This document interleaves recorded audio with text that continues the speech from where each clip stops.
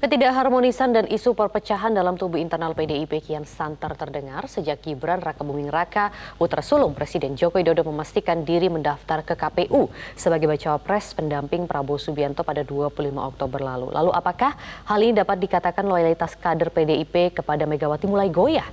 Kita akan membahasnya lebih lanjut dengan Adi Prayitno, pengamat politik. Selamat siang, Mas Adi. Terima kasih sudah bersedia bergabung di Metro Siang. Mas Adi, apakah Gibran ini mampu mengikis suara Ganjar di kandang banteng? Ya, kalau kita bicara tentang kekuatan politik hari ini, tentu saja Jawa Tengah itu masih dianggap sebagai kandangnya banteng ya. Dari beberapa survei yang kita lakukan sebulan yang lalu, elektabilitas partai ya di Jawa Tengah terutama itu memang masih kuat PDIP, baru disusul partai-partai yang lainnya. Begitupun dengan elektabilitas calon pasangan presiden yang kuat itu secara signifikan masihlah Pak Ganjar Pranowo, baru kemudian disusul yang kedua itu adalah Pak Prabowo Subianto, yang ketiga adalah Pak Anies Baswedan.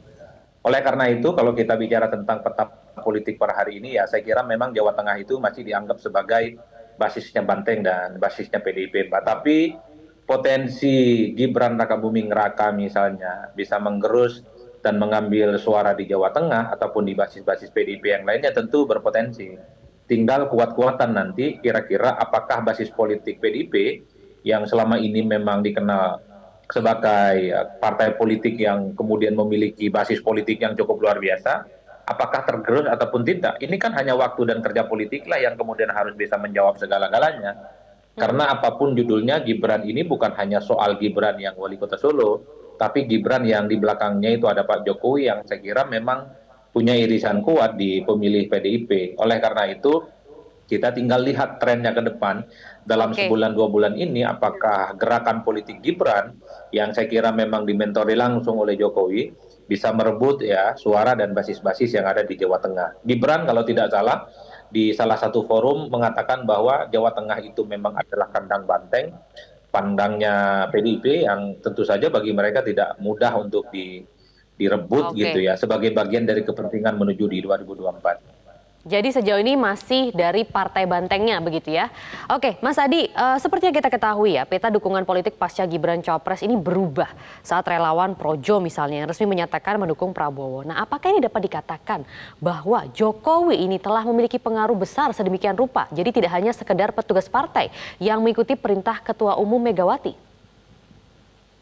Ya, rasa-rasanya memang ketika Gibran Rakabuming Raka maju sebagai kandidat presiden mendampingi Prabowo Subianto, ini kan menjadi penegas betapa Jokowi itu tidak bisa diterminasi, Jokowi itu tidak bisa didikte dan tidak bisa diintervensi oleh partainya sendiri. Ini yang sepertinya memang membuat hubungan antara Jokowi dan PDIP dan Megawati belakangan ini kan dianggap renggang ya.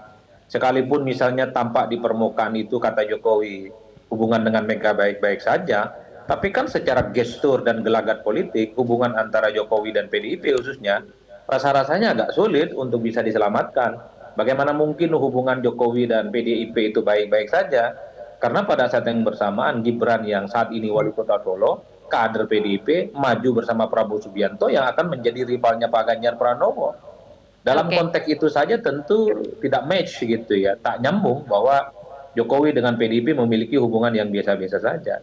Yang kedua tentu saja Pak Jokowi juga tidak berpikir bagaimana kemudian PDIP akan disupport seperti yang dulu kala, karena pada saat yang bersamaan Kaisang adalah ketua umum PSI yang saya kira memang ada kecenderungan bahwa Pak Jokowi itu juga perlu memberikan endorsement ke partai politik seperti PSI agar lolos Oke. di parlemen, Mbak.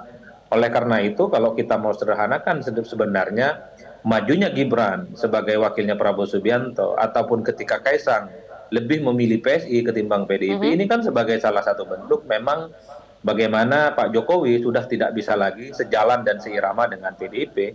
Sudah jelas ini pecah kongsi, tak Oke. ada lagi yang ditutup-tutupi. Dan Apalagi pengaruhnya lebih misalnya besar ya dari sekedar petugas partai begitu Mas Adi, ternyata sosok Jokowi ini? ya, ya artinya Pak Jokowi sepertinya ingin menunjukkan ke publik bahwa Pak Oke. Jokowi itu bisa besar, bisa tumbuh ya, dan bisa keluar dari PDIP. Tapi kan efek dari ini semua adalah hubungan yang tentu saja tidak baik-baik saja dengan PDIP. Jadi tak mengherankan kalau belakangan ini sejumlah elit PDIP kan muncul dan speak up ke publik. Ada pembangkangan, ada pengkhianatan, Jokowi dianggap meninggalkan PDIP dan seterusnya dan seterusnya. Bagi saya ini bukan soal Gibran ataupun Kaisang, tapi ini menyangkut bagaimana sikap dan manuver politik Jokowi yang memang dianggap sudah tak sejalan dengan PDIP. Karena apapun Kaisang dan Gibran ini ya tentu saja mentor politiknya itu adalah Jokowi, bukan yang lain. Oke, Mas Adi, lalu apakah dengan terpecahnya dukungan di internal PDIP menjadi peluang besar misalnya bagi pasangan calon lain, misalnya kalau kita lihat pasangan calon Amin untuk meraup suara di lumbung PDIP, kayak tadi di Jawa Tengah atau daerah-daerah lain yang menjadi lumbung PDIP yang memang sebagai lumbung suaranya PDIP begitu? Ya kalau kita melihat kecenderungan sampai hari ini, memang satu-satunya cara atau salah satu cara yang bisa mengurangi kekuatan politik PDIP ya tentu ada pada Jokowi ya karena pemilih PDIP itu adalah mereka yang terafiliasi sebagai orang yang suka dan akan memilih Jokowi ya. Oleh karena itu saya selalu mengatakan ini tinggal diuji apakah basis loyalitas yang selama Baik. ini dikenal cukup solid dan kuat PDIP di Jawa Tengah khususnya ini akan berhadap-hadapan dengan figur Baik, sentral namanya Jokowi. Mas Adi, Kira-kira mohon siapa maaf yang kita harus kuat tahan dan terlebih dahulu karena kita akan ikuti ini ada pertemuan atau pemanggilan 3 capres yang dipanggil oleh Presiden Joko Widodo. Mas Adi, terima kasih sudah bergabung di Metro Siang. Kita akan ikuti selengkapnya di Breaking News Metro TV. Jelajahi cara baru mendapatkan informasi. Download Metro TV Extend sekarang.